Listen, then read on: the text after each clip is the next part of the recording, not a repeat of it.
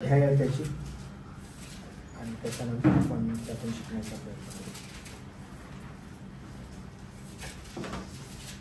कोणत्या अध्यायात आहे आपण माहिती आहे का तुम्हाला? प्रगटीकरण आहे तुम्ही सगळे. ठीक आहे, प्रगटीकरण 5व्या अध्यायामध्ये आपण आहोत आणि कुठंपर्यंत शिकलेलो आहे ते आठवतं का? वचन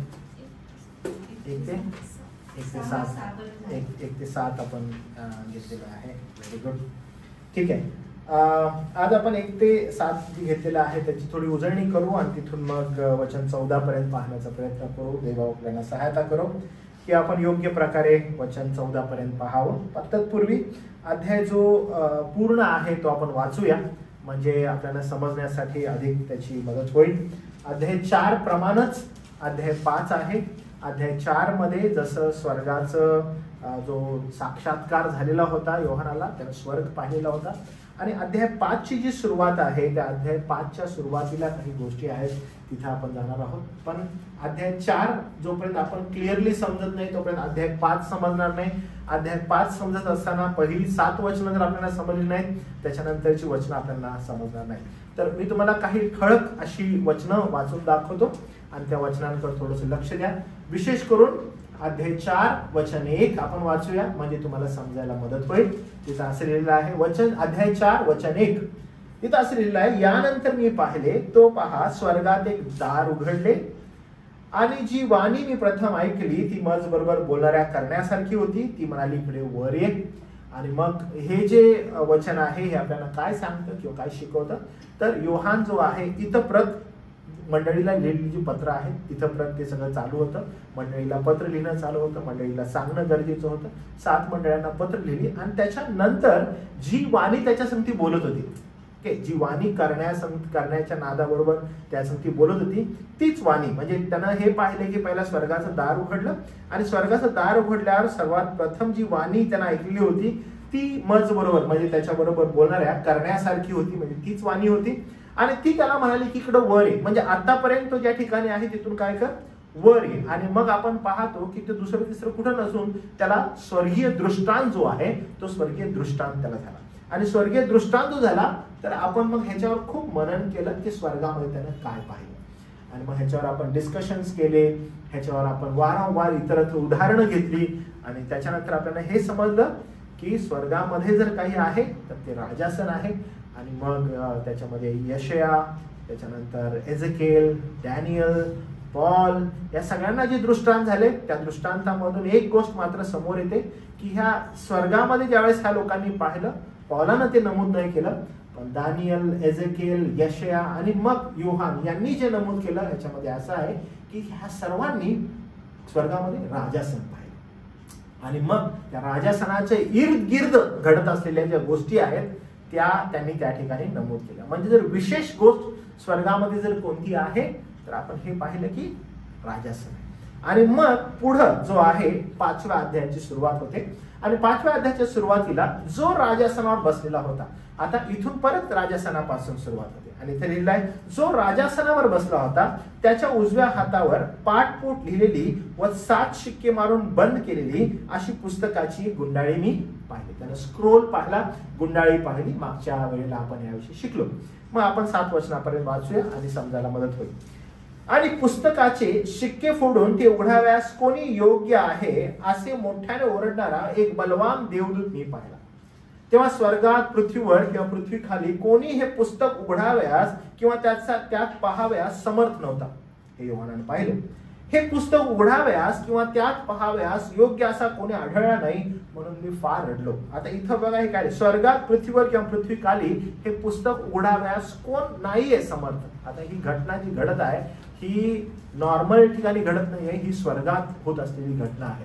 आणि हा दृष्टांत ज्यावेळेस तो पाहत आहे तो म्हणत आहे की ते पुस्तक उघडणं आवश्यक आहे असं त्याला त्या ठिकाणी वाटत आहे. तो म्हणत आहे की उघडायला कोणच नाहीये, कोणच उघडू शकत नाहीये ते पुस्तक, आणि फार कठीण ते जो स्क्रोल जो आहे तो स्क्रोल फार कठीण आहे की तो बंद केलेला आहे, तो उघडणं आवश्यक आहे. हे पुस्तक उघडाव्यास किंवा त्यात पाहाव्यास योग्य असा कोणी आढळला नाही, म्हणून मी फार रडलो असं योहान त्या ठिकाणी लिहितो. आणि मग तेव्हा वडील मंडळापैकी एक जण मला म्हणाला, तेव्हा वडील मंडळ जे आहे त्या वडील मंडळापैकी एक जण म्हणाला, म्हणजे ज्येष्ठ आहे, 24 वडील आहेत आणि त्या 24 वडिलांमधून एक जण त्याला म्हणाला, रडू नको. काय रडतोस, रडू नकोस, का बरं? तर काय झालेलं आहे, यहुदा वंशाचा सिंह दाविदाचा अंकुर याने जय मिळवला. आणि आपण पाहतो की जय म्हणजे नेमका कशावर मिळवलेला आहे. आणि मग आपण त्यावेळेस मागचा जो आपला बायबल स्टडी आहे त्याच्यामध्ये विस्तृत स्वरूपात पाहिलं की त्याने जय मिळवला म्हणजे काय केलेलं आहे. तेव्हा तो जो जय मिळवलेला आहे तो त्याचे 7 शिक्के फोडून उघडावयास असा योग्य आहे. म्हणजे जे स्क्रोल आहे, ओके, अगेन आपण अध्याय 6 पासून जे पुढे जाणार आहे आणि जो स्क्रोल आहे तो स्क्रोल एक एक शिक्के फुटणार आहेत आणि एक एक शिक्के फुटल्यावर त्या ठिकाणी त्याचा जो अर्थ आहे तो त्या ठिकाणी नमूद केलेला आहे. तर तो शिकण्या अगोदर आपल्याला हे समजणं गरजेचं आहे की शिक्के आलेले कुठून आहेत आणि हे काय आहेत. तर तिथं असं लिहिलेलं आहे बघा. मग त्याने अंकुर जो आहे दाविदाचा ज्याने जय मिळवला त्याचे 7 शिक्के फोडून पुस्तक उघडाव्यास योग्य आहे. तेव्हा राजासन व 4 प्राणी ही आणि वडील मंडळ यांच्यामध्ये जणू काय वध करण्यात आलेला होता असा कोकरा उभा राहिलेला मी पाहिला. त्याला 7 शिंगे व 7 डोळे होते. ते सर्व पृथ्वीवर पाठवलेले देवाचे 7 आत्मे होते. यावरही विस्तृतपणे आपण मागचा जो आपला बायबल स्टडी आहे याच्यावर पाहिलेलं होतं की इकडून तिकडून नव्हे तर राजा सर्व 4 प्राणी ही आणि वडील मंडळ यांच्यामध्ये जणू काय वध करण्यात आला होता असा कोकरा उभा राहिलेला मी पाहिला. त्याला 7 शिंगे पूर्णतेचं प्रतीक. शिंगे तुम्हाला आठवतं मी काय सांगितलं होतं? शिंग कशाचं प्रतीक आहे? शिंग कशाचं प्रतीक आहे? सामर्थ्य. कशाचं प्रतीक आहे?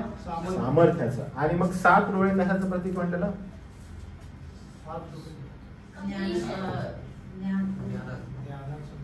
ज्ञान म्हटलं ना? नाही. 7 डोळे म्हणजे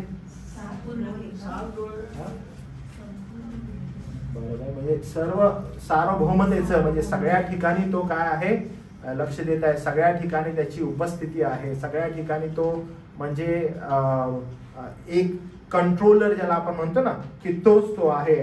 आणि मग त्यानं मग पृथ्वीवर जे 7 आत्मे पाठवलेले आहेत ते कशाचं प्रतीक आहे?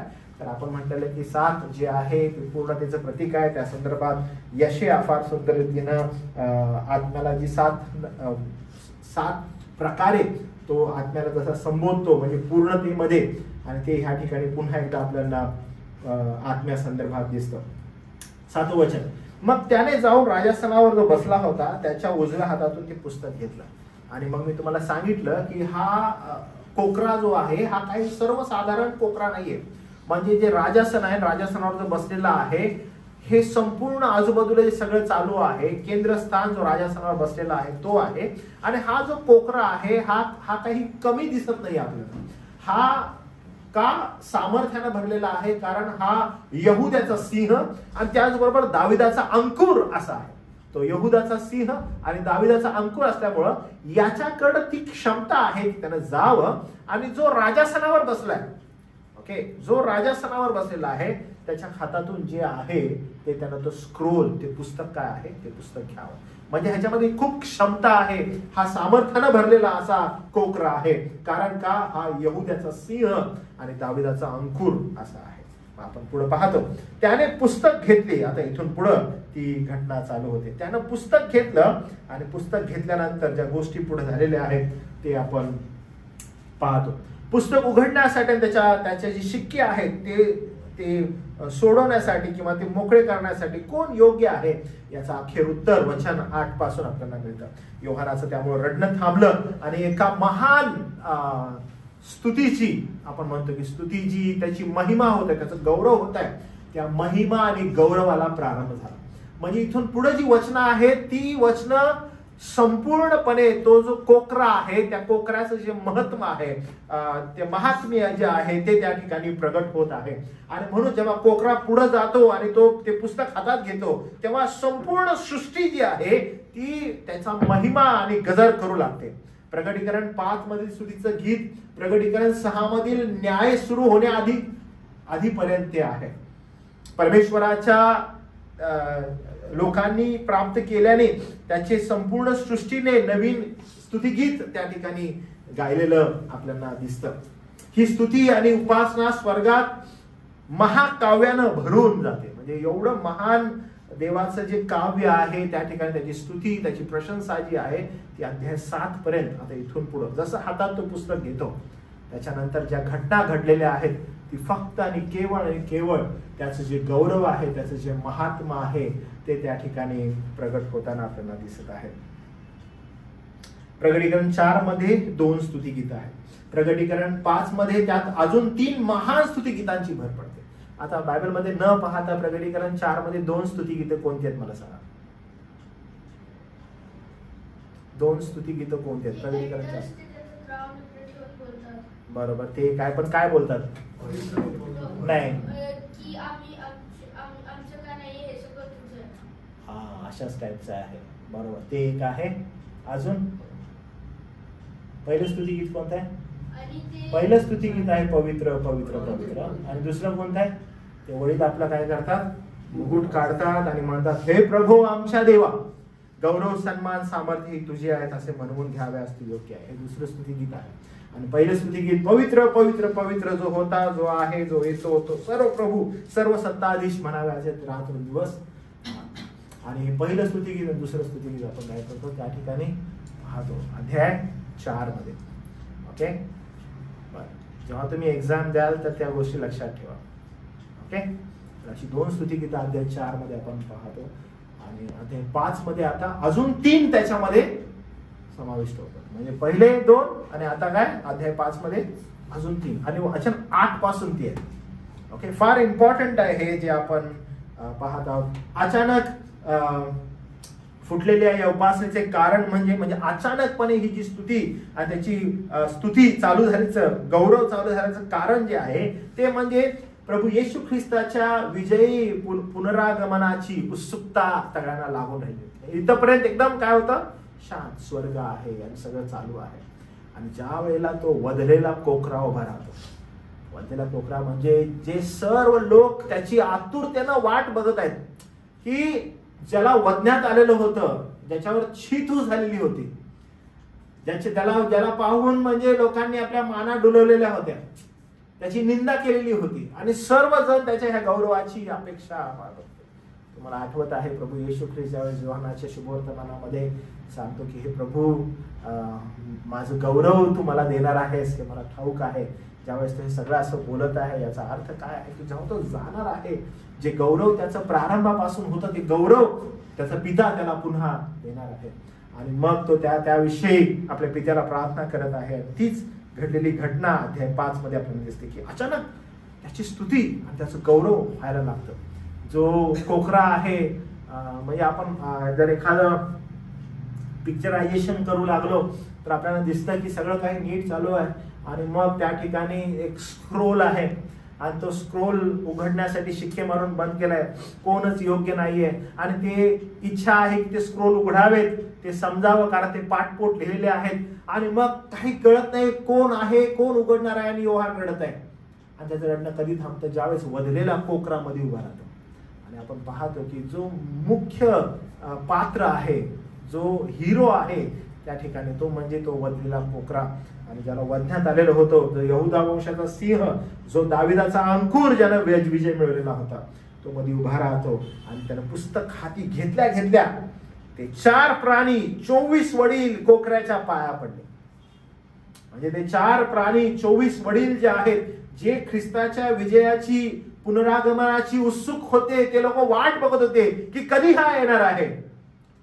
तो जसा उठतो तसे हे लोक त्याच्या पाया पडतात, कारण तो आता पाप, मृत्यू, सैतान यावर पूर्ण विजय मिळवून आता राज्य स्थापन करणार आहे, 1000 वर्षाचं राज्य स्थापन करणार आहे.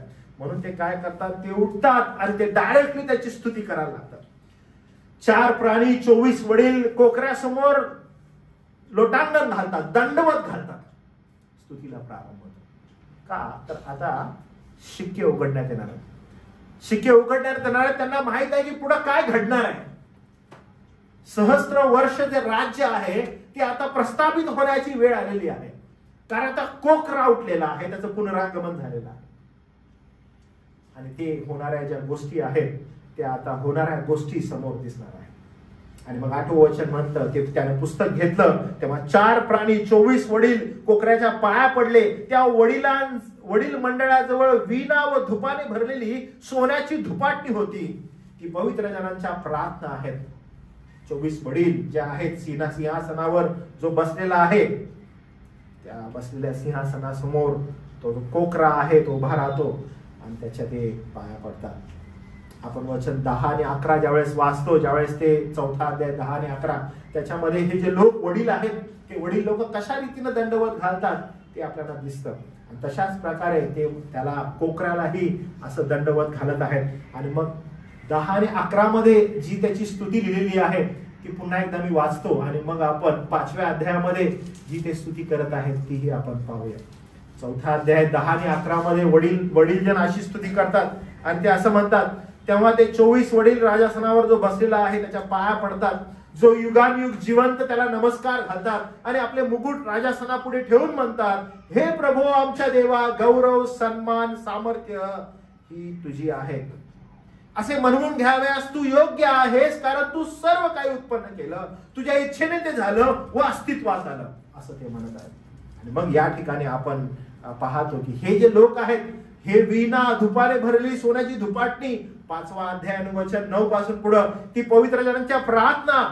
म्हणजे मी तुम्हाला जसं सांगितलं की हे 24 वडील दुसरे तिसरे कोणी नसून हे पवित्र जनांचं प्रतिनिधित्व करणारे वडील आहेत. म्हणजे हे 24 वडील जे आहेत ते मंडळांमधील जे पवित्र जन आहेत त्यांचं काय करत आहेत, प्रतिनिधित्व करत आहेत की कशा रीतीनं ते त्याला सामोरे जात आहेत आणि सामोरे जाऊन ते उपडे पडत आहेत आणि म्हणतात की सामर्थ्याला योग्य, गौरवास योग्य, सन्मानास योग्य असा तू आहेस. आणि मग ते तशाच प्रकारे वचन 9 मध्ये असं म्हणतात, ते नवे गीत गातात. म्हणजे आतापर्यंत 2 गीतं होती, पवित्र पवित्र पवित्र, आणि आता अजून एक नवीन गीत त्याच्यामध्ये ऍड होतं. आणि ते गीत असं आहे, ते पुस्तक घ्याव्यास व त्याचे शिक्के फोडाव्यास तू योग्य आहेस. ते पुस्तक घ्याव्यास व शिक्के फोडाव्यास तू योग्य आहेस. मंडळांचं प्रतिनिधित्व करणारे हे सर्व लोक त्या कोकऱ्यासमोर त्याला म्हणतात की तू योग्य आहेस, कारण तू वधला गेला होतास. ओके, ते पुस्तक उघडाव्यास काय योग्य आहेस, ते म्हणतात कारण तू वधला गेलेला होतास. कुठं वधलेला होता तो? वधस्तंभावर. तर तू योग्य आहेस कारण तू वधला होतास आणि तू आपल्या रक्ताने सर्व वंश, भाषा, लोक, राष्ट्रे यातले इसम आमच्या देवासाठी विकत घेतलेले आहेत. तूच आहेस तो, तुझ्यामुळेच हे झालेलं आहे. मत्ती सुवर्तमान 4था अध्याय 10व वचन कृपा करून वाचाल का तुम्ही? 4था अध्याय 10व वचन. तेव्हा येशू त्याला म्हणाला, अरे सैताना, चालता हो, कारण असा शास्त्रलेख आहे की परमेश्वर तुझा देव याला नमन कर व केवळ त्याचीच उपासना कर. बरोबर. या ठिकाणी ना आपल्याला प्रगटीकरणाच्या या भागामध्ये एक विशेष गोष्ट आपल्याला दिसते की यहोवा देवाची उपासना करणारे, म्हणजे परमेश्वराची उपासना करणारे सगळे हे लोक आपल्याला या ठिकाणी आढळते की राजासनावर जो बसलेला आहे सृष्टीचा निर्माण करता देव आहे आणि त्याचीच उपासना करणारे सर्वजण. आणि इथपर्यंत चित्र असं आहे की ज्यावेळेस कोकरा येतो तो किंचितसाही त्या राजासनावर जो बसलेला आहे त्याच्या कमी नाही. त्यामुळं त्रैक्य देव ज्यावेळेस आपण म्हणतो त्यावेळेस ते समान आपल्याला आढळतात. कारण 24 वडील जी उपासना राजासनावर जो बसलेला आहे त्याची करतात, त्याच प्रकारे ते लोक याची उपासना करतात जो त्याच्या मधून उभा राहतो, जो वधलेला आहे. म्हणून आपण ज्यावेळेस म्हणतो आम्ही त्रैक्याची उपासना करणारे लोक, त्यामुळे दैवत्व जे आहे ते दैवत्व किंचितसं कुणाचं काही कमी नाही, ते समान आहेत. आणि त्यामुळे ते बीइंग असल्या कारणानं आपण त्यांची उपासना करणारे लोक आहोत. त्यामुळे ज्यावेळेस सैतान प्रभू येशू ख्रिस्ताला मत्तयाच्या सुवर्तमानामध्ये आपले पाय धराव्यास सांगतो त्यावेळेस प्रभू येशू ख्रिस्त त्या ठिकाणी आठवण करून देतो की तू आपला देव परमेश्वर याचीच केवळ उपासना कर असा शास्त्रलेख म्हणतो. आणि आपल्याला आढळतं की स्वर्गामध्ये जर उपासना कोणाची चालू आहे तर राजासनावर जो बसलेला आहे त्याची. ते 24 24 वडील तशीच उपासना जो राजासनावर असलेला आहे त्याची करतात, तशीच उपासना तो जो कोकरा वधलेला होता त्याची करत आहे. आणि त्यामुळे आपण जर म्हणतो की हा आम्ही देवाची उपासना करणारे लोक, आम्ही ख्रिस्ताची उपासना करणारे लोक, आम्ही ख्रिस्ताची उपासना करणारे लोक, आम्ही पवित्र आत्म्याची उपासना करणारे लोक. त्यामुळं आपण त्रैक्याची उपासना करणारे लोक. आपल्या मंडळीमध्ये ज्यावेळेस आपण भक्तीची सुरुवात करतो, आपण वारंवार अशी आठवण करतो की आपण या ठिकाणी एकत्र जमलेलो आहोत त्रैक्याची उपासना करायला. आणि त्यामुळं आपण येतो आणि डॉक्सॉलॉजी ज्याला आपण आशीर्वाद म्हणतो, आपण आमंत्रित करतो आणि म्हणतो पवित्र आत्म्या तू आम्हाला मार्गदर्शन कर, तूच सार्वभौम आहेस आणि तुझीच आम्ही उपासना करत आहोत. आपण देव आपल्याला धन्यवाद देऊ की एवढं अद्भुत सत्य आपल्याला या ठिकाणी प्रगट झालेलं आहे. पॉल अतिशय स्पष्टपणे एक गोष्ट क्लिअर करतो. इफिस्करास पत्र अध्याय 1 वचन 20 ते 22 वाचेल का प्लीज? पॉल स्पष्ट करतो ही गोष्ट. इफिस्करास पत्र अध्याय 1 आणि वचन 20 ते 22.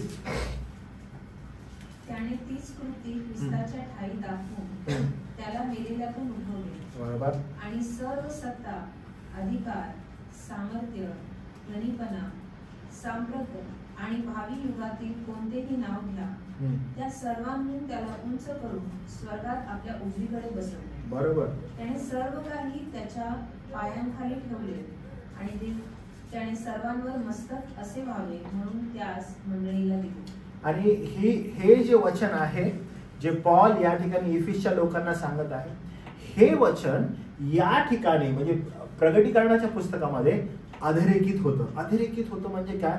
ह्याला स्टॅम्प बसतो की हो, स्वर्गामध्ये ज्यावेळेस कोकरा आहे परमेश्वरा त्याच्या पित्याच्या उजव्या बाजूला, त्यावेळेस त्याची ही तशाच प्रकारे उपासना होते. परमेश्वरानं तेच अधिकार त्याला दिलेले आहेत आणि त्यामुळं त्याची उपासना तशाच प्रकारे होत आहे कारण तो वधला गेला होता.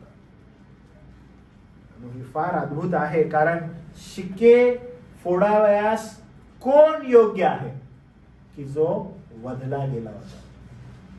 आणि त्यामुळे आपण त्याची उपासना करतो. प्रभूला आपण धन्यवाद देऊ. पुन्हा एकदा आपण ते स्तुती वचन वाचूया. तिथे असं लिहिलं आहे की हे नवे गीत ते गातात. ते नवे गीत कोणते गातात? तू पुस्तक घ्यावयास, त्याचे शिक्के फोडावयास योग्य आहे, कारण तू वधला गेला होतास आणि तू आपल्या रक्ताने सर्व वंश, भाषा, लोक, राष्ट्रे यातले इसम आमच्या देवासाठी विकत घेतलेले आहेत. फार सुंदर रीतीनं ते हे म्हणत आहेत. लोटांगण घालत आहेत आणि हे जे धुपाटणं आहे सोन्याचं धुपाटणं, त्या धुपाटण्याचे त्या दुसऱ्या तिसऱ्या काही नसून पवित्र जनांच्या प्रार्थना आहेत ते त्या ठिकाणी येत आहेत. उपासनेशी याचा संबंध काय आहे तो थोडासा आपण जुन्या करारातून पाहून घेऊया, समजून घेऊया की नेमकं ह्याची गरज काय होती आणि ह्या विणेची काय गरज होती, धुपाटण्याची काय गरज होती. तर दुसरे शमूएल याचा 6वा अध्याय आणि 5वं वचन आपण वाचूया आणि समजून घेण्याचा प्रयत्न करूया की याची गरज काय होती. दुसरे शमूएल याचा 6वा अध्याय आणि 5वं वचन.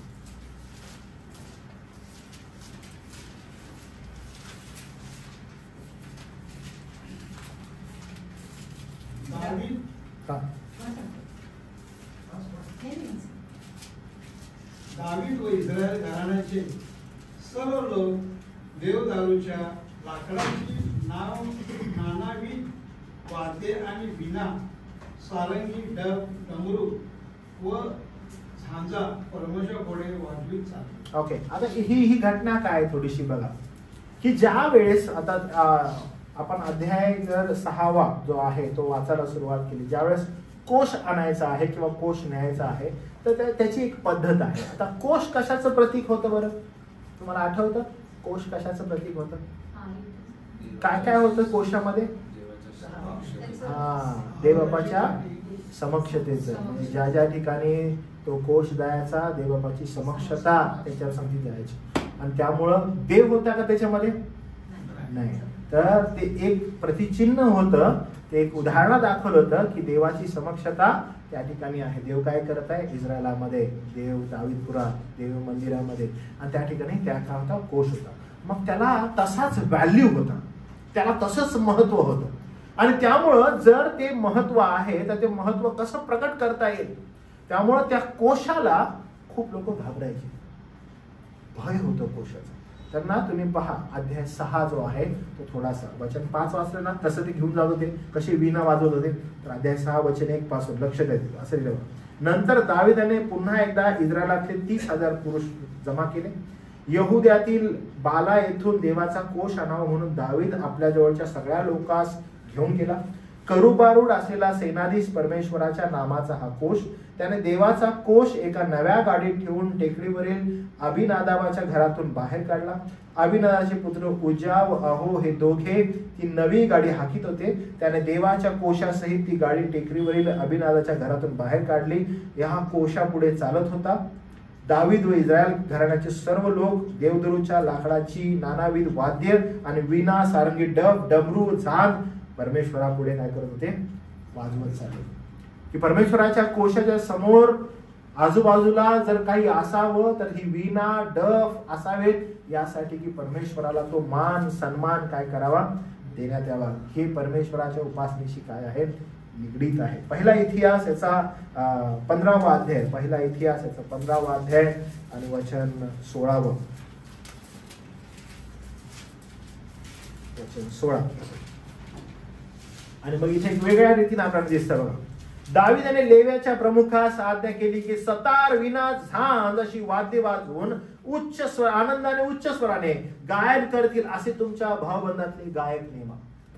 आणि दाविदाची फार आपल्याला इच्छा दिसते की दावीद सदैव परमेश्वराचा जो कोश आहे त्या कोशाच्या आजूबाजूला, आणि इव्हन लेवियाच्या वंशातून ज्यावेळेस त्यांना लोक निवडले त्यावेळेस त्यांना फार स्पेसिफिकली जे लोक सतार, वीणा, झांज अशी वाद्य वाजवून आनंदाने उच्च स्वराने गायन करतील असं त्यातले भाऊबंध जे आहेत त्यांना शोधा. कारण उपासनेच्या मध्ये अशा रीतीने ह्या गोष्टी असाव्यात अशी पौलाची इच्छा आपल्याला वारंवार आढळते. त्यामुळं म्युझिक जे आहे, जे वीणा आहे, ते उपासनेचा एक अविभाज्य भाग झालेला आपल्याला दिसतो. दुसरे इतिहास याचा 5वा अध्याय आणि वचन 12. दुसरे इतिहास 5वा अध्याय आणि वचन 12. जितके लेवी गाणारे होते म्हणजे अर्थात असाफ, हेमान व यदुथून, तितके सगळे आपल्या पुत्रांसह भाऊबंधांसह सणाची वस्त्रे घेऊन झांजा, सारंग्या, वीणा घेऊन वेदीच्या पूर्व बाजूस उभे राहिले. त्यांच्या बरोबर 120 याजक करणे वाजवत होते. ज्या वेळेस उपासना व्हायची तर वीणेचा आणि फार मोठा पार्ट आपल्याला या ठिकाणी दिसतो. स्तोत्रसंहिता 33 आणि त्याचं वचन 2 आपल्याला दिसतं की दावीद जो आहे तो फार उच्च स्वरानं हे सांगत आहे, वीणेवर परमेश्वराचे उपकार स्मरण करा, दशतंतू वाद्यावर त्याचे गुणगान गा. उपासनेचा अविभाज्य भाग जो आहे तो आपल्याला दिसत आहे. ज्या वेळेला हा पुस्तक हातात घेतो उपासनेला सुरुवात होते. ज्या वेळेला शिक्के फोडायला सुरुवात होण्या अगोदर फक्त त्यानं पुस्तक हातात घेतलेलं आहे, उपासनेला सुरुवात होते. उपासनेला सुरुवात होत असताना सगळ्यात पहिला ह्या वीणेचा वापर आपल्याला दिसतो. प्रगटीकरण याचा 14वा अध्याय आणि वचन 2. प्रगटीकरण 14वा अध्याय वचन 2. आणि बहुत जलप्रवाहाच्या शब्दासारखी व मोठ्या गर्जनेच्या शब्दासारखी स्वर्गातून निघालेली वीणा मी ऐकली. आणि जी वीणा मी ऐकली ती जसे काय वीणाकारी आपल्या वीणा वाजवित आहेत अशी ती होते. ही वीणा साधी सिधी नसून परमेश्वराची उपासना करणारी ही वीणा, त्याच्या उपासनेमध्ये सर्वोच्च स्थान असणारी ही वीणा आपल्याला दिसते. संतांच्या प्रार्थना म्हणजे धुपाटणी जी आहे ते नेमकं काय आहे तर या ठिकाणी ते लिहिलेलं आहे की सोन्याची धुपाटणी होती ती पवित्र जनांच्या प्रार्थना असे होती. त्यामुळे आपल्याला हे दिसतं की जेव्हा पुस्तक घेतले तेव्हा 4 प्राणी 24 वडील कोकऱ्याच्या पाया पडले. त्या सगळ्या वडील मंडळाजवळ वीणा व धुपाने भरलेली सोन्याची धुपाटणी होती. ज्यावेळेस आपण वीणांना पाहतो तर उपासनेला सुरुवात होते. धुपाटणी काय आहे, दुसरं तिसरं काही नसून प्रार्थना आहेत. लूका सुवर्तमान याचा 1ला अध्याय आणि वचन 9 आणि 10. लूका सुवर्तमान याचा 1ला अध्याय वचन 9 आणि 10.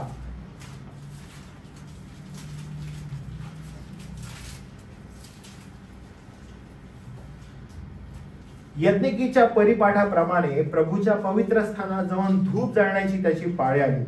धूप जाळण्याच्या वेळेस लोकांचा सर्व समुदाय बाहेर प्रार्थना करीत होता.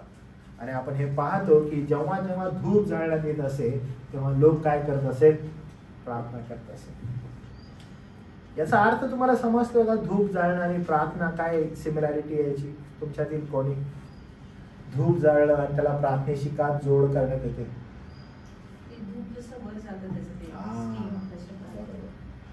तुम्हाला कळालं धूप म्हणजे काय असतं? धूप काय असते? जेव्हा धूप जाळण्यात येते त्यावेळेस धूप खाली जाते की वर जाते? ते काय चिन्ह दर्शवत आहे की जशी धूप वर जाते तशा पवित्र जनांच्या प्रार्थना काय होतात? प्रभू परमेश्वरा तू जवळ येत आहे. जखर्या ज्या वेळेस धूप जाळण्यासाठी जात होता लोक काय करत होते? बाहेर प्रार्थना करत होते यासाठी की त्यांच्या प्रार्थना त्यावेळेस ऐकल्या जाव्यात. परमेश्वराने त्या प्रार्थनेकडे लक्ष द्यावं. ते एक प्रकारचं चिन्ह होतं की ते काय करत आहेत? प्रार्थना करत आहेत आणि त्या प्रार्थना वर जात आहेत. आपण पाहतो स्तोत्र संहिता 141 आणि 2 मध्ये. स्तोत्र संहिता 141 आणि वचन 2. तुम्हाला कोणाला मिळालं तर वाचा, मला मिळालं तर मी वाचेन. माझी प्रार्थना तुझ समोर धुपाप्रमाणे, माझे हात उभारणे संध्याकाळच्या अर्पणाप्रमाणे तुला सादर होत. त्यामुळं त्या सगळ्या वडील मंडळाजवळ वीणा व धुपाने भरलेली सोन्याची धुपाटणी होती. धूप होतं त्याच्यामध्ये आणि ते सोन्याची धुपाटणी होती. ही पवित्र जनांच्या प्रार्थना अशा होत्या. आणि त्या पवित्र जनांच्या प्रार्थना नेमकं काय करत आहेत तर पहा. प्रकटीकरण अध्याय 8 वचन 3 पासून ते 4 पर्यंत. प्रकटीकरण अध्याय 8 वचन 3 पासून 4 पर्यंत. मग एक दुसरा देवदूत येऊन वेदी पुढे उभा राहिला. जेव्हा वेदी होती त्या वेदी समोर उभा राहिला. त्याच्याजवळ सोन्याची धुपाटणी होते आणि सर्व पवित्र जनांच्या प्रार्थनासह राजासनासमोरच्या सोन्याच्या वेदीवर धूप ठेवण्याकरिता त्याजवळ तो धूप पुष्कळ दिला होता. देवदूतांच्या हातातून धुपाचा धूर पवित्र जनांच्या प्रार्थनासह देवासमोर वर चढला. आणि आपण हे पाहतो की धूप आणि प्रार्थना ज्या आहेत यांचा सदैव मेल आपल्याला दिसतो. ज्यावेळेस हा कोकरा आहे आणि कोकरा हातातून तो जो पुस्तिका आहे ती पुस्तिका घेतो, त्याच्यावरचे स्क्रोल आता तो जो आहे त्याच्यावरती शिक्के आहेत ते तो आता उघडणार आहे. आणि उघडण्या अगोदर हे सर्व लोक जे आहेत, जे 24 वडील आहेत, 4 प्राणी आहेत, ते सर्व त्याच्या पाया पडत आहेत. त्या सर्वांजवळ वीणा आणि धुपाने भरलेली सोन्याची धुपाटणी आहे. जसं मी तुम्हाला सांगितलं की उपासनेला प्रारंभ होत आहे. का? की आता इतके दिवस झाले, इतके वर्ष झाले आम्ही ज्या वेळेची वाट पाहत आहोत की जो वधलेला कोकरा होता, जो विजयी झालेला होता, जो यहुद्याचा सिंह होता, जो दाविदाचा अंकुर आहे, त्याची वेळ आलेली आहे. आणि जसं काय वधलेला होता तो कोकरा उभा राहत आहे. जी उपासना परमेश्वराची होत होती तशाच प्रकारची उपासना ह्या कोकराची होत आहे. ते वडील जनांनी 4 प्राणी जे आहेत, ज्यांच्याजवळ वीणा आहेत, उपासनेला प्रारंभ होत आहे. गीत गात आहेत, आता नवीन गीत गाणार आहेत. आणि त्याचबरोबर धुपाटणी आहे धुपाबरोबर. आणि ती धुपाटणी कशाचं प्रतिनिधित्व करत आहेत? पवित्र जनांच्या प्रार्थनेचं. त्यांचं प्रतिनिधित्व कोण करत आहे? 24 वडील. किती अद्भुत आहे हे की ज्या वेळेस हे सगळं येतं त्यावेळेस ते एकत्रित एक गीत गायला सुरू करतात. आणि ते नवीन गीत जे आहे ते म्हणतात, हे गोखऱ्या तू पुस्तक घेण्यास, त्याच्या मोहऱ्या, त्याचे शिक्के फोडण्यास तू योग्य आहेस, कारण तू वधला गेला होतास आणि आपल्या रक्ताने प्रत्येक जात, भाषा, लोक, राष्ट्रांसाठी तू लोकांना विकत घेतलेला आहे, खंडणी दिलेली आहेस. आणि ते त्याची स्तुती करत आहे.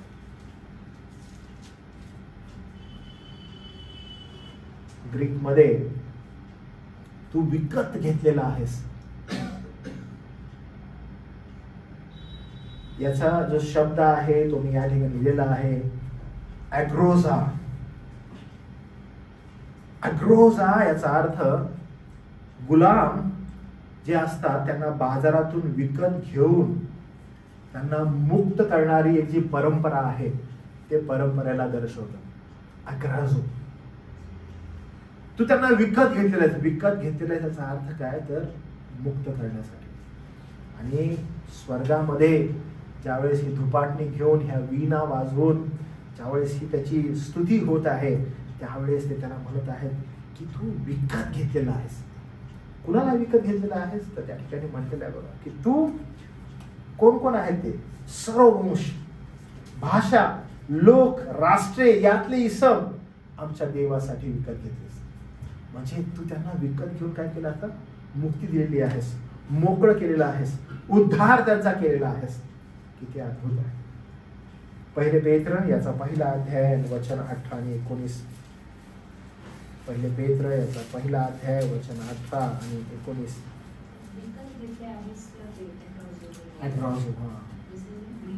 ग्रीक.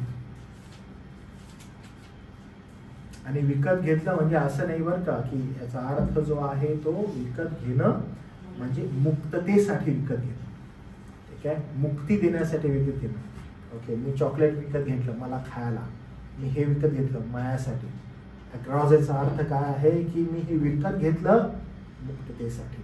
त्यामुळे हा शब्द जो या ठिकाणी वापरलेला आहे तो त्या दृष्टिकोनातून आहे की तू विकत घेतलं स्वतःसाठी नाही तर मुक्ततेसाठी. कुणाकुणाला केलं तू? वंश, प्रत्येक राष्ट्र, ओके, लोक यांना विकत घेतलेलं आहे. पहिले पेत्र याचा पहिला अध्याय वचन 18 आणि 19 जे आहे. वाढ वडील माणसांच्या परंपरेने चालत आलेल्या आपल्या व्यर्थ वागणुकीपासून सोने रुपे अशा नाशवंत वस्तूंनी नव्हे. पेत्र फार सुंदर रीतीने नमूद करतो बघा. वाढ वडील माणसांच्या परंपरेने चालत आलेल्या आपल्या व्यर्थ वागणुकीपासून सोने रुपे अशा नाशवंत वस्तूंनी नव्हे. आता तो काय कबुली देते बघा. तर निष्कलंक व निर्दोष कोकरा असा जो ख्रिस्त त्याच्या मौल्यवान रक्ताने तुम्ही मुक्त झाला आहात हे ध्यानात ठेवा.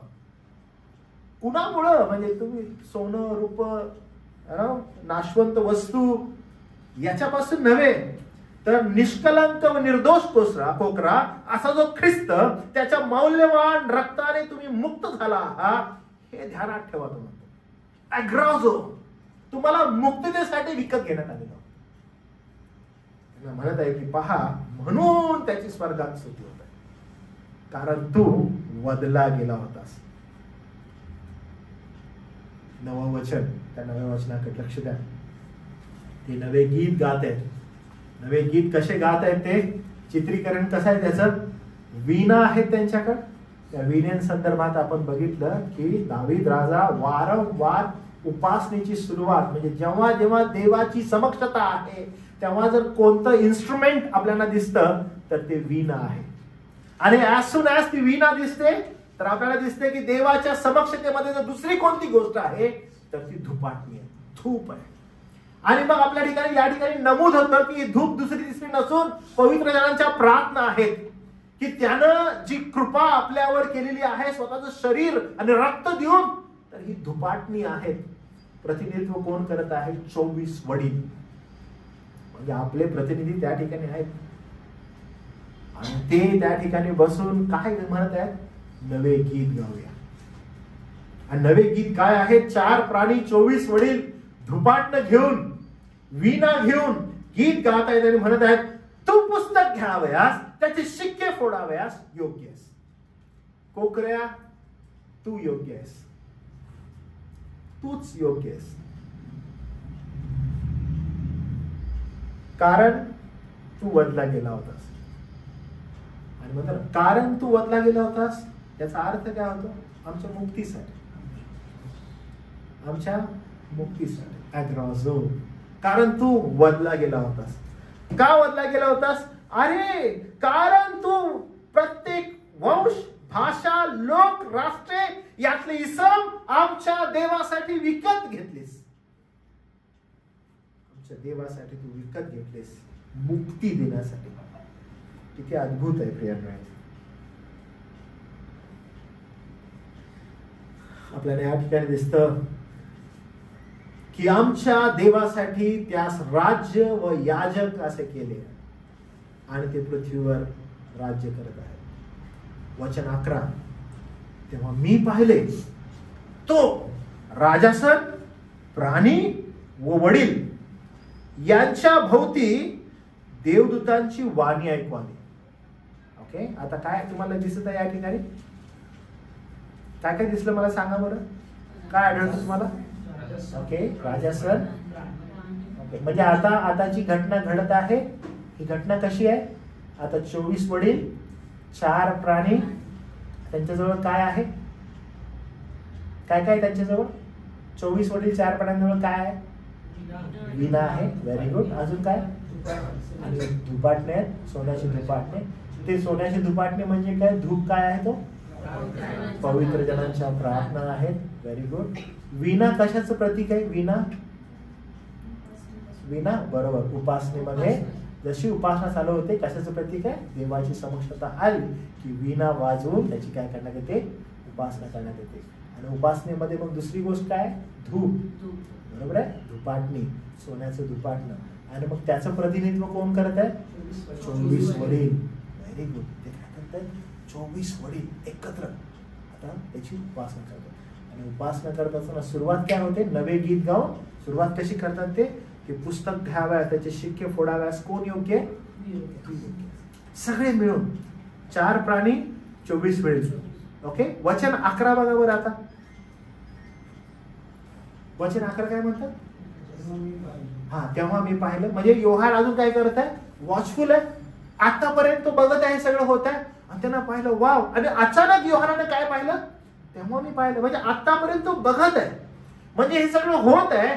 24 वडील त्याला दिसत आहेत, 4 प्राणी दिसत आहेत आणि कोकरा दिसत आहे. त्या ठिकाणी त्या कोकराची स्तुती होताना दिसत आहे. हे होत असताना तो हे पाहतो की राजासन, तो पाहतच आहे. त्याने बघितलं की राजासन प्राणी, प्राणीमध्ये किती प्राणी? 4 प्राणी. Very good. आणि वडील म्हणजे राजासन, 4 प्राणी, वडील. हे त्यानं पाहिलं. आणि पाहिल्यानंतर काय झालं बघा? त्यांच्या भोवती बहुत काय झालं? तुमच्या बायबलमध्ये काय लिहिलंय? अनेक बहुत देवदूतांची वाण. बहुत म्हणजे किती हो? तरी किती? पुष्कळ. अनेक किती म्हणता तुम्ही बघा पुढे काय लिहिलंय? पुढे काय लिहिलंय?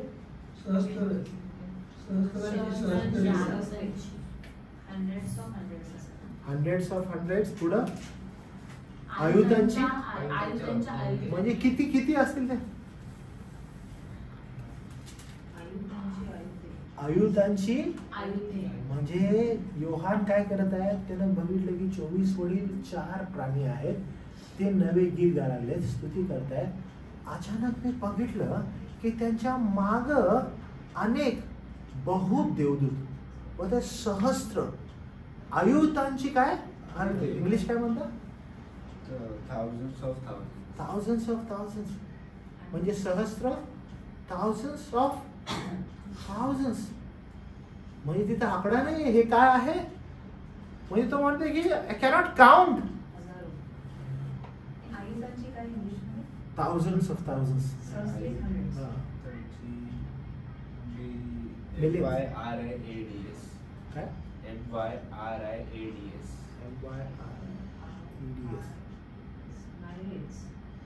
म्हणजे अगणित, खूप जास्त. म्हणजे ते काय होत आहेत? तो त्याच्या दृष्टीला म्हणजे जे म्हणतो ना आपण की पडत नाही आहेत एवढे. किती जबरदस्त आहे सगळं. आणि ते काय करतात? म्हणजे काउंटिंगच नाही बसत त्याला. योहानाने त्या लोकांची अशी असंख्य देवदूतांची स्तुती ऐकली आणि ते मोठ्याने काय म्हणत होते? नाही, ते काय म्हणत होते? ते मोठ्याने म्हणत होते वधलेला. हा, त्यांनी काय ऐकलं मग? हो, म्हणजे हे बोलतायत. कोण बोलतायत? 24 वडील, 4 प्राणी, धुपाटणे आणि विनांसह काय बोलत होते? तिसरी स्तुती त्याची काय करत होते? मला तुमच्या तोंडून ऐकायचं. हा, वाचा एकत्र. 24 वडील 4 प्राणी काय स्तुती करत होते?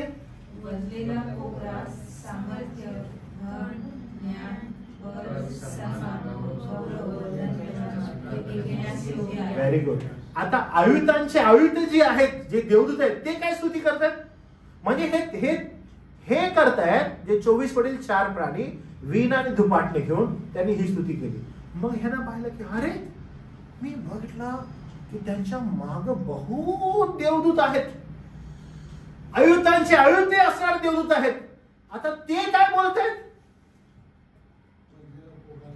ते म्हणाले की वधलेला कोकरा सामर्थ्य, धन, ज्ञान, बल, सन्मान, गौरव, स्तुती याचा स्वीकार करण्यास योग्य आहे. वा, त्याची स्तुती थांबत नाही हो. स्वर्गामध्ये चालू असलेली ही जी स्तुती आहे ती आपल्याला थांबताना काही दिसत नाहीये. ते मोठ्याने म्हणाले. कितवी आहे ही? चौथी चालू आहे. वा, पुढे असं म्हटलंय, स्वर्गात, पृथ्वीवर, पृथ्वीच्या खाली, समुद्रावर जी प्रत्येक वस्तू आहे ती आणि त्यातील सर्व यास मी असे म्हणताना ऐकले. आता पाचवी. तो काय करत आहे? आता स्तुती ऐका. संपूर्ण सृष्टी जी आहे ती त्याची स्तुती करत आहे. हे गीत कोकराच्या सर्व सामर्थ्याची स्तुती करते. त्याचे जे काही आहे, कारण तो सर्व गोष्टींचा मालक आहे असं आपल्याला दिसतं. तोच आहे सगळा काही. आणि मग आपण प्रभू येशू ख्रिस्ताची जी शब्द आहे, जी वचनं आहे ती सर्व जाणतो. म्हणजे प्रारंभी शब्द होता, शब्द देवासह होता, शब्द देव होता आणि सगळं त्याच्याद्वारे अस्तित्वात आलं. आपण हे सगळं वाचलेलं आहे.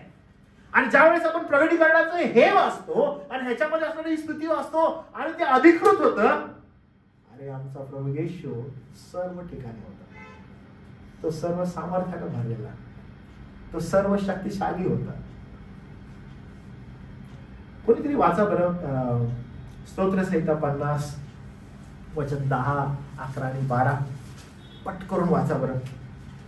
स्तोत्रसंहिता 50 वचन 10, 11 आणि 12. कारण वनातील सर्व पशु, हजारो डोंगरावरील गुरेढोरे माझी आहेत. डोंगरावरील सर्व पाखरे मला ठाऊक आहे. बरोबर. आणि रानातील प्राणी माझ्या लक्षात आहे. मला भूक लागली तरी मी तुला सांगणार नाही, कारण जग व जगातले सर्व काही माझे आहे. किती सुंदर रीतीनं परमेश्वराचं ते अस्तित्व या ठिकाणी प्रकट होते की सार्वभौमता ही त्याची आहे. आयुतांची आयुते, सहस्त्रांची सहस्त्रते, जी देवदूत आहे ती येतात आणि म्हणतात. ते मोठ्याने म्हणत होते, वधलेला कोकरा. अरे तुझं नाव काय? वधलेला कोकरा. सामर्थ्य, धन, ज्ञान, बल, सन्मान, गौरव व स्तुती याचा स्वीकार करण्यास तू योग्य आहेस. तू योग्य आहेस.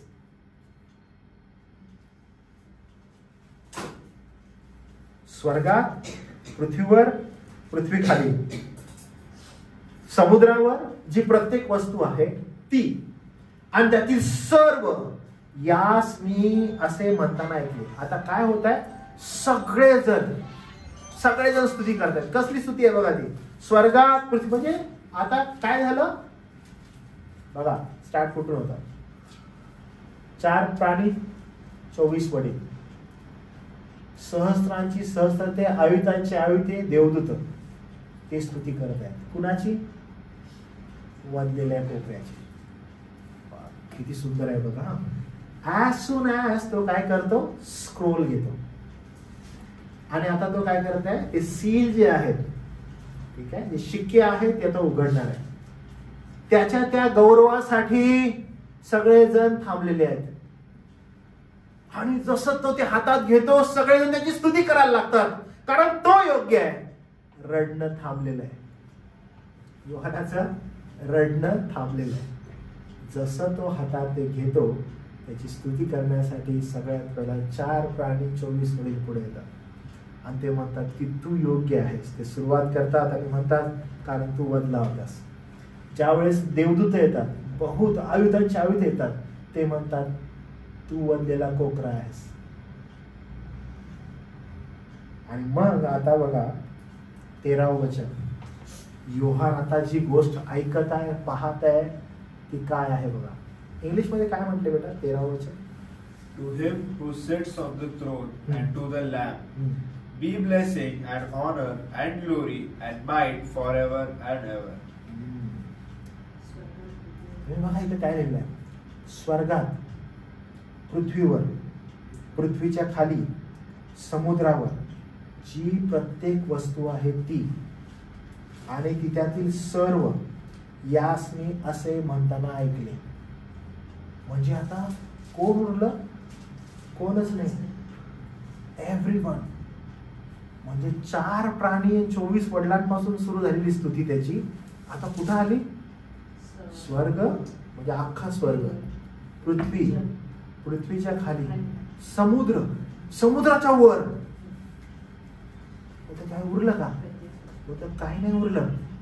पण बघा आता काय झालं. हे सगळे बोलताना त्यांना ऐकलं. ते असे म्हणाले, राजासनावर बसलेला याला व कोकऱ्याला स्तुती, सन्मान, गौरव, सत्ता ही काय असत? युगानुयुग असत. किती स्तुती दिसते आपल्याला ही 2 अध्यायामध्ये? 5वी. वाव. व कोकऱ्याला. येस. कारण त्यांचं अस्तित्व त्या ठिकाणी किंचित ही कमी नाही. म्हणून मी म्हटलं की आपण देव जो पिता, देव जो पुत्र उपासना करणारे लोक आहोत त्याची. त्यामुळे त्यांचं स्थान जे आहे कुणालाही श्रेष्ठ, हा मोठा, हा छोटा नाही. इक्वल. त्यांची स्तुती पण समान आपल्याला या ठिकाणी दिसते. आणि त्या त्रैक्याचं प्रतीक आपल्याला या ठिकाणी आढळतं. आणि मग 14 वचनाचं म्हणतं, तेव्हा ते 4 प्राणी म्हणाले आमेन.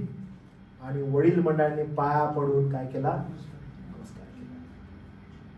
आपल्याला दिसतं की संपूर्ण सृष्टी ही स्तुती गायनामध्ये सामील होते. गीत चालूच आहे. आता हे ज्यावेळेस मी तयार करत होतो हे 5 त्याची स्तुती, मला असं मनापासून वाटलं की का नाही ह्याच्यावर एक गीत वगैरे असं तयार व्हावं. आणि ते गीत वचना आधारित हे आहे तसंच वचन कुणी केले, एकत्रित केलं, त्याचं गीत बनवलं. किती सुंदर आहे. कारण स्वर्गामध्ये त्याची स्तुती अशीच होत आहे. त्याला सन्मान, मान असाच मिळत आहे. उपडे पडून त्याच्यासमोर अशीच स्तुती करण्यात येते. स्वर्गातील, पृथ्वीवरील, समुद्रातील, त्यातील प्रत्येक सजीवाने त्याची स्तुती केलेली आपल्याला आढळते. ते म्हणाले, सिंहासनावर बसणाऱ्याला आणि कोकऱ्याला आशीर्वाद, सन्मान, गौरव, सामर्थ्य युगानुयुग असो. 4 प्राणी म्हणाले आमेन. 24 वडील म्हणाले. पुन्हा कोकऱ्यासमोर त्यांनी दंडवत घातलं, नमस्कार केला. आणि पुन्हा एकदा त्याचं जे सामर्थ्य आहे, ते गौरव आहे, त्याला ते समर्पित झाले. प्रियांनो, कोकरा जो आहे तोच योग्य आहे. त्याने आपल्या रक्ताने विकत घेतलेला आहे. तो संपूर्ण विश्वाचा राजा आहे आणि तो लवकरच येणार आहे. त्यामुळे प्रियांनो, आपण ज्यावेळेस अध्याय 4 आणि अध्याय 5 वाचतो, आपल्याला हे समजणं गरजेचं आहे की त्याची प्रत्येक अभिवचनं फार सामर्थ्यानं आणि त्याच्या फार कृपेद्वारे पूर्णतेस जात आहेत आणि ती पूर्ण होत आहे. या वचनामध्ये पण आपल्याला वचन 8 पासून ते त्याच्या वचन 14 पर्यंत फार सुंदर रीतीनं ह्या स्वर्गामध्ये कोकरा जो आहे त्या कोकऱ्याचं व्यक्तिमत्व आपल्याला त्या ठिकाणी दिसतं की किती अद्भुत रीतीनं त्याची स्तुती होत आहे. संपूर्ण स्वर्ग जो आहे त्याच्या उपस्थितीनं जो आहे पूर्णपणे भारावून गेलेला आहे. त्याच्यासाठी ते खूप वाट बघत होते. तुम्ही आणि मी ज्यावेळेस हे वचनाकडे पाहत आहोत आणि ह्याच्यानंतर आपण ज्यावेळेस कोकरा 1 by 1 शिक्का उघडणार आहे आणि होणाऱ्या ज्या गोष्टी आहेत त्या रिव्हील करणार आहेत, तर त्याकडे आपण लक्ष देत असताना आपण हे पाहूया की तोच योग्य आहे. कोकरा योग्य आहे. का योग्य आहे? उत्तर द्या बरं मला. का योग्य आहे तो? तुम्ही लक्ष दिलं तर तुम्हाला समजेल बरं का. कारण तो वधला होता. आणि हे कधीच विसरू नका, वधस्तंभाचं जे सामर्थ्य आहे ते अतिउच्च आहे. म्हणजे इतर सर्व गोष्टी बाजूला राहू देत, कारण तो वधला गेला होता. आणि हे इम्पॉर्टंट आहे. प्रभू येशू ख्रिस्त या भूतलावर येण्याचं एकमेव कारण जर कोणतं आहे तर वधस्तंभावर वधलं जाणं. आणि त्याला हे माहीत होतं. त्यामुळं अनेक अडखळणं, अनेक त्रास, अनेक हाल अपेष्टा त्यानं बाजूला सारून त्याला माहित होतं की माझा अल्टिमेट जो एम आहे तो वधस्तंभावर जाऊन मरणं आहे. म्हणून त्यानं कोणत्याही भूलथापा ज्या आहेत, कोणत्याही आमिष जे आहेत, प्रलोभन आहेत, ती सगळ्यांना बाजूला केलं आणि तो तिकडेच लक्ष देत होता. त्याच्या वधस्तंभाच्या आड कोणीही आलं नाही. ज्यानं यायचा प्रयत्न केला त्याला त्यानं बाजूला केलं. जो नेमला होता त्याला वधस्तंभाला जाण्यासाठी, अटक करण्यासाठी. अहो विचार करा की त्या वधस्तंभावर त्याला जायचं आहे, त्याचा दृष्टिकोन तो आहे, म्हणून तो त्याच्या बाजूला बसलाय आणि त्याला आपल्या ताटातील घास देतो आणि म्हणतो लवकर जा, तुला जे करायचं ते लवकर जाऊन कर.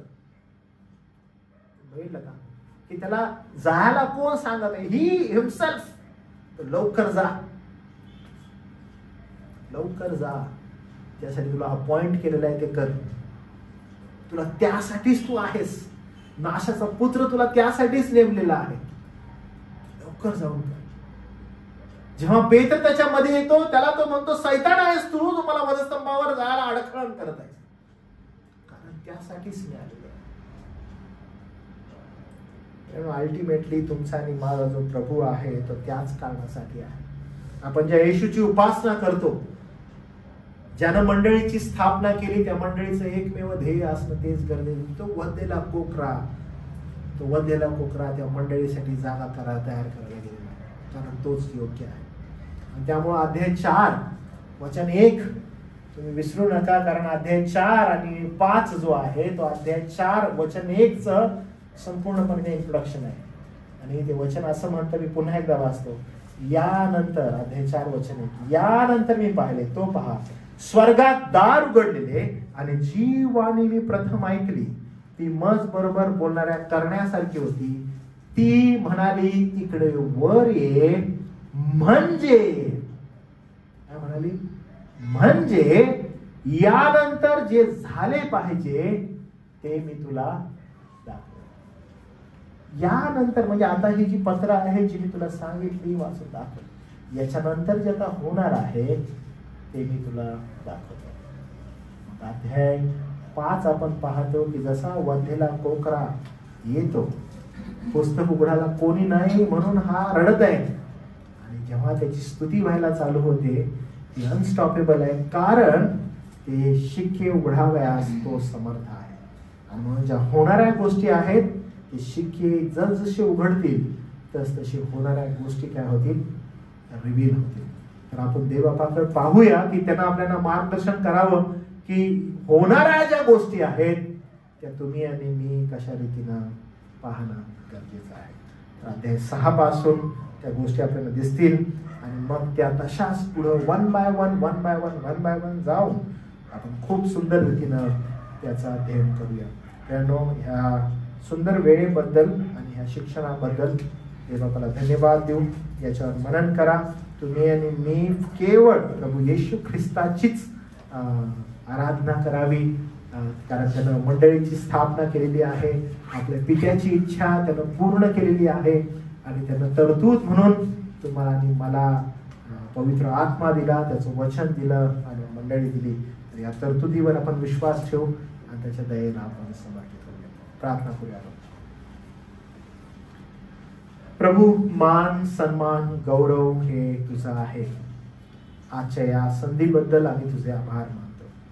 तू दिलेल्या वचनाबद्दल आम्ही तुझी स्तुती करतो. स्वर्गामध्ये जो साक्षात्कार प्रभू येशू ख्रिस्ताचा, वधलेल्या कोकऱ्याचा आम्ही पाहतो. प्रभू, आम्ही पाहिलं की 24 वडील, 4 प्राणी, प्रभू देवदूत, प्रभू आयुतांचे आयुती असणारे देवदूत, पृथ्वी खाली, समुद्र समुद्रावर, स्वर्ग, तो जर काही गौरविला जात आहे तर तो वधलेला कोकरा, कारण तोच योग्य आहे. प्रभू, आम्हाला त्याची उपासना करण्यासाठी देवा अशाच प्रकारे तू सहायता आणि मदत, तुझं गौरव आम्हाला करता येईल अशी संधी तू आम्हाला वारंवार दे. तू केलेल्या तरतुदीवर आमचा सदैव विश्वास असावा अशी दया तू आम्हाला. प्रभू, अध्याय 6 पासून ज्या गोष्टी आम्ही पाहणार आहोत त्याकडे आमचं लक्ष अधिक चांगल्या रीतीनं असावं, कारण तू जे जे प्रभू शास्त्रामध्ये लिहिलेलं आहेस ते यथायोग्य रीतीनं पूर्ण झालेलं आहे. आणि पुढे जात असताना आम्ही अधिक अपेक्षेनं प्रभू त्याकडे पाहावं, यासाठी आम्हावर कृपा कर. तारणारा प्रभू येशू ख्रिस्त याच्या नावात प्रार्थना केली म्हणून तेव्हा तू ऐक. आमेन. काही प्रश्न तुम्हाला?